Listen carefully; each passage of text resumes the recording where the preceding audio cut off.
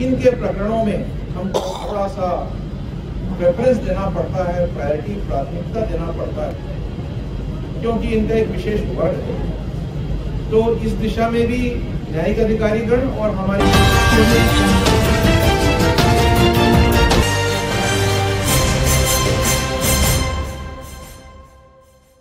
होती है। उसके अलावा प्री लिटिगेशन मीडिएशन की भी एक प्रभावी योजना और उसको संस्थागत तरीके से पूरे देश में स्थापित करने का प्रयास है। ऐसे बहुत सारे प्रकरण होते हैं जिसमें शायद पक्षकारों को मुकदमे फाइल करने के पहले कोई मध्यस्थता केंद्र मिल जाए, प्री लिटिगेशन मीडिएशन सेंटर, जहां पर अनुभवी और दक्ष मीडिएटर हो, तो शायद ऐसे बहुत सारे केसेस कोर्ट में एंट्री ही न कर पाए। तो ये प्री लिटिगेशन मीडिएशन मैकेनिज्म बहुत महत्वपूर्ण है। इस पे हम लोग सब काम कर रहे हैं और मेरा प्रयास है कि राजस्थान में बहुत जल्दी एक बहुत ही सुस्थापित तरीके से प्री लिटिगेशन मीडिएशन मैकेनिज्म को प्रभावी ढंग से यहाँ पर स्थापित किया जाए और उसको संचालित किया जाए। लेकिन इसके लिए हमें बाहर से, अधिवक्ता समुदाय से दक्ष, प्रवीण और डेडिकेटेड मीडिएटर्स चाहिए होंगे। मैं जब एग्जीक्यूटिव चेयरमैन था राजस्थान लीगल सर्विसेज अथॉरिटी का, तो एक हमने प्रयास शुरू कराया था कि सारे अधिवक्ताओं को हर जगह को बुलाकर सभी को 40 आवर्स की मीडिएशन ट्रेनिंग दिया जाए और अधिक से अधिक अधिवक्ताओं को मीडिएटर के रूप में भी उनको तैयार किया जाए। क्योंकि आने वाले समय में अगर हम छोटी सी जगह पे, आपके आउटलाइन कोर्ट्स हैं, अगर हम वहाँ पर एक मीडिएशन सेंटर बनाते हैं तो उस मीडिएशन सेंटर पे हमें अधिवक्ताओं की सेवाओं की सबसे ज्यादा जरूरत होगी। और इस तरीके से हर स्तर पर करते हुए राज्य स्तर तक हम मीडिएशन सेंटर्स बनाकर ये सुनिश्चित करने की कोशिश करेंगे कि न्यायालय में मुकदमे आने के पहले उनको रोका जा सके, पक्षकारों को वहीं पर सुलह किया जा सके। इसके साथ आपने देखा होगा कि हम लोगों ने लोक अदालत के माध्यम से पिछले 3 वर्षों में बहुत ही उल्लेखनीय परिणाम हासिल किया है और इसके लिए अगर कोई अच्छा परिणाम लोक अदालत में आता है तो मैं समझता हूँ कि ये न्यायाधीश और अधिवक्ताओं के सम्मिलित प्रयास का ही परिणाम है। कोई भी प्रयास न्यायालय व्यवस्था का जब तक हमारे बार पूरा सहयोग न करे, हमें अपेक्षित सफलता किसी भी हालत में नहीं मिल सकती। साथ ही आप जानते हैं टेक्नोलॉजी का उपयोग बड़ा आवश्यक हो गया है प्रकरणों को तेजी से निपटाने के लिए। आज हमारे न्यायालय में लगातार टेक्नोलॉजी का उपयोग चल रहा है। बहुत सारे एडवोकेट, कुछ ऐसे सीनियर एडवोकेट्स हैं, मैं जब कोविड में कोर्ट होल्ड कर रहा था तो ऐसे बहुत सारे एडवोकेट जो न्यायालय नहीं आ रहे थे, विशेष रूप से वरिष्ठ सीनियर एडवोकेट जो थे नहीं आ पा रहे थे, वो बीसी के माध्यम से कर रहे थे। बॉम्बे, कलकत्ता, उन सब जगहों से हाईकोर्ट में लॉयर्स लगातार अपीयर होते हैं। बीसी आपके लिए भी बहुत अच्छा है, हर न्यायालय में बीसी सुविधा उपलब्ध है। आप कहीं दूर हो, नहीं आ सकते, आप बहुत आसानी से बीसी सुविधा का उपयोग करें। आप जानते हैं कि क्रिमिनल केसेस के ट्रायल के लिए एक्यूज को जो जेल से ही उपस्थित कराया जाता है वीडियो कॉन्फ्रेंसिंग के माध्यम से, वो एक बड़ी क्रांतिकारी हमारी अभिनव योजना है और जिसके लिए एक्यूज को कोर्ट में हर समय लाने की आवश्यकता नहीं पड़ती। रिमांड के स्टेज में भी प्रथम के बाद दूसरी बार लाने की आवश्यकता नहीं होती। और साथ ही टेक्नोलॉजी का उपयोग हम न्यायिक प्रक्रिया के लिए भी कर रहे हैं।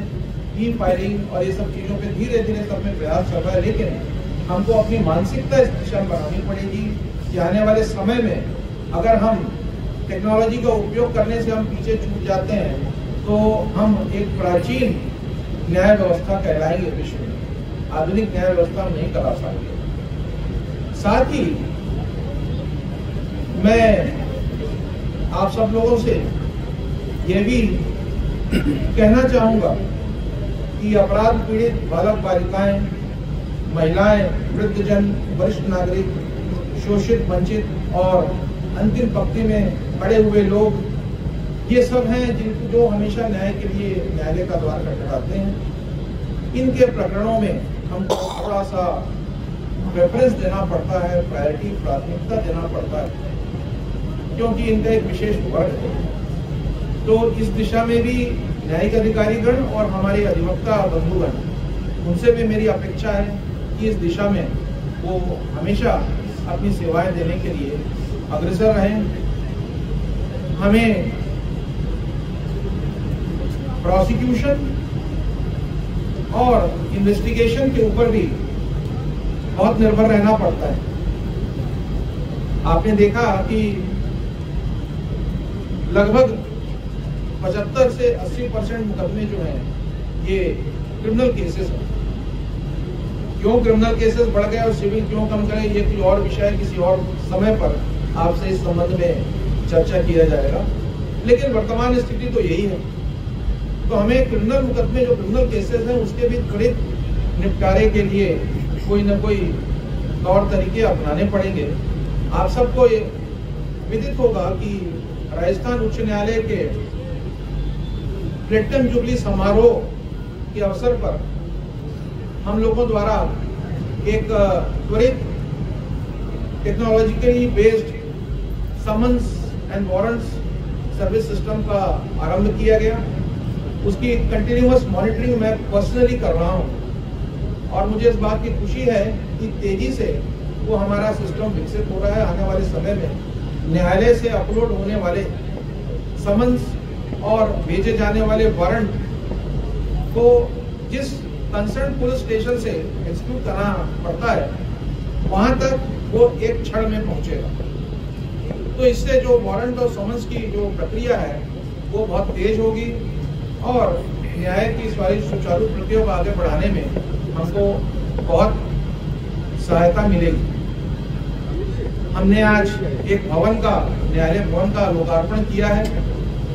इस लोकार्पण की भावना को अपने हृदय में रखते हुए हम इसकी, चूंकि भवन नया है इसलिए नया संकल्प होना चाहिए, और भवन नया है तो नवाचार भी चाहिए।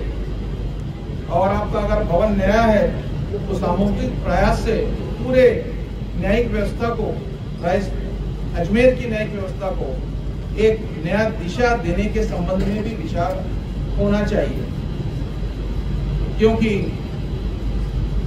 भवन मंदिर तभी बनेगा जब हम अपनी इस नव संकल्प, नव प्रण, सामूहिक प्रयास और नवाचार को आगे ले जाने के लिए एकजुट होंगे।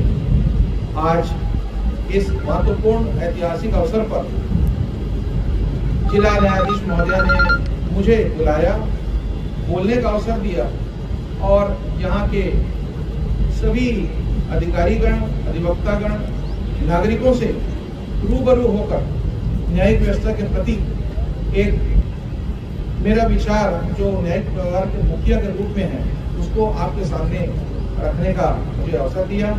इस सब के लिए मैं आप सबका बहुत बहुत धन्यवाद करता हूँ। जय हिंद। नहीं, वो तो जिला न्यायालय का अंग नहीं है, लेकिन वो भी न्यायिक कार्य कर रहे हैं। उनमें आपके बोर्ड ऑफ रेवेन्यू है और इस तरह की बहुत दूसरी भी संस्थाएं हैं जहाँ पर न्यायिक कार्य का संचालन हो रहा है। मुझे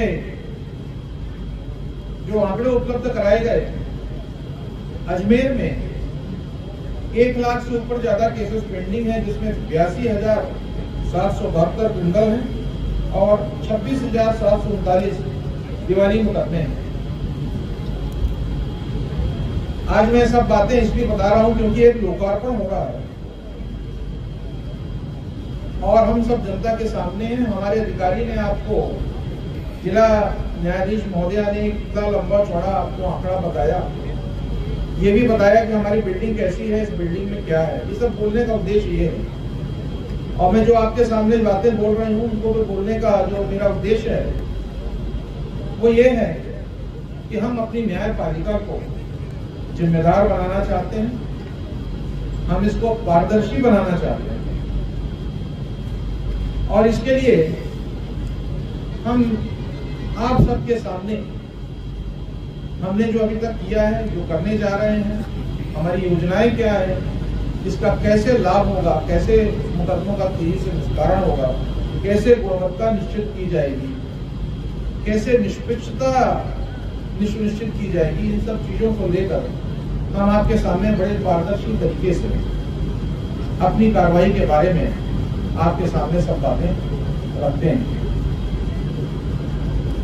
हम लोगों ने पिछले वर्ष जुलाई 2024 में टारगेटेड केसेस का एक योजना बनाई जो नेशनल कोर्ट मैनेजमेंट सिस्टम के अंतर्गत आगे बढ़ाया गया। और मुझे इस बात की खुशी है कि पिछले वर्ष जुलाई से लेकर अभी मार्च, जो एक साल भी पूरे नहीं हुए हैं, टारगेटेड जो मतलब अत्यधिक पुराने मुकदमे, लगभग 8000 मुकदमों का हमारे न्यायिक अधिकारियों ने निस्तारण किया है। इसमें हमारे बार के जो सदस्य हैं, हमारे अधिवक्तागण हैं, उनका भी उतना ही सहयोग है। हम समय समय पर बार और बेंच न्याय रथ के दो पहिए हैं, ये बात करते हैं। अपने आप को संवेदनशील बनाना है। मैं इस मंच के माध्यम से अपने सारे न्यायिक अधिकारियों को और सभी अधिवक्ता बंधुओं से मैं ये आह्वान करूंगा कि आप अपनी पूर्ण शक्ति और निष्ठा से और ये मानते हुए कि आप सबको यह कार्य, न्यायिक कार्य से जो जुड़ा हुआ है, मैं समझता हूँ उसको कुछ न कुछ ये ईश्वरीय आदेश से ही आप हम इससे जुड़े। हर व्यक्ति न्याय व्यवस्था से जुड़ा नहीं रहता। जिन्हें ये व्यवस्था में आने का, इस पूरी न्यायिक व्यवस्था से जुड़ने का अवसर मिला है, मैं समझता हूँ कि ईश्वर ने हमें सौभाग्य दिया है कि हम लोगों को न्याय प्रदान करने में अपनी भूमिका निभाएं। तो इस नाम से बार और बेंच का सामंजस्य बहुत जरूरी है। पुराने केसेस के लिए मैं सारे अधिवक्ता बंधुओं से निवेदन करूंगा कि वो अपना पूरा सहयोग दें।